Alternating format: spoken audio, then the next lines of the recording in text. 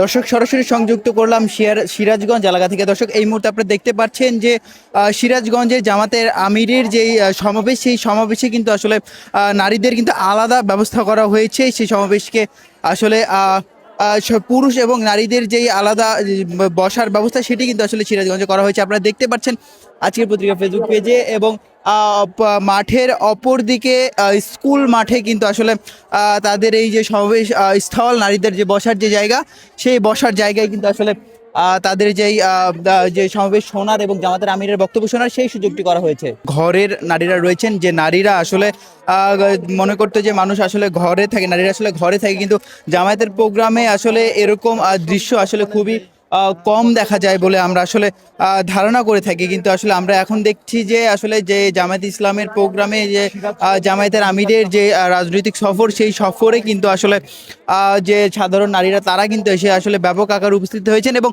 দুইটি জায়গায় কিন্তু আসলে নারীদের ব্যবস্থা করা হয়েছে। দুইটি কিন্তু আসলে স্কুল মাঠে, বড় যে মাঠটি রয়েছে সেই মাঠে কিন্তু আসলে পুরুষদের জন্য যে জনসমাবেশ, সেই জনসমাবেশের ব্যবস্থা করা হয়েছে। এবং যে স্কুল মাঠের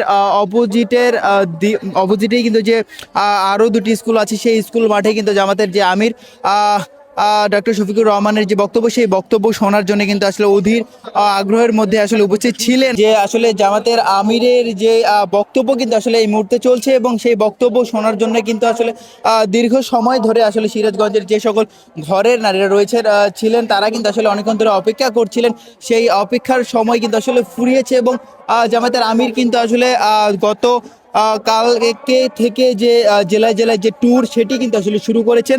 আজকে সকাল 7টায় কিন্তু তিনি শহীদ আবু সাঈদের কবর জিয়ারত করে কিন্তু তাদের আজকে সকালের যে কর্মসূচি, সেই কর্মসূচি পালন শুরু করেছেন। এবং তারপর কিন্তু তিনি বগুড়ায় একটি পথসভা করেছেন, এবং বগুড়ার দুটি জায়গায় কিন্তু তিনি আসলে জনসভা করেছেন। এবং তারপর কিন্তু যে সিরাজগঞ্জ, সেই সিরাজগঞ্জে কিন্তু তার যে সমাবেশ, সেই সমাবেশটি কিন্তু আসলে চলছে।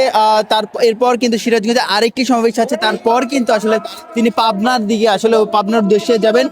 পাবনায় কিন্তু সর্বশেষ সমাবেশটি করে কিন্তু আসলে তিনি ঢাকার উদ্দেশ্যে কিন্তু আসলে আবার রওনা হবেন। জামায়াতের আমিরের যে সমাবেশে নারীদের যে আসলে বসার যে স্থান এবং সেই সমাবেশ শোনার যেই যে বিষয়টি, সেটি কিন্তু আসলে আশেপাশের এলাকার মানুষদের কাছেও কিন্তু আসলে ব্যাপক আকারে কিন্তু আসলে প্রভাব পড়েছে।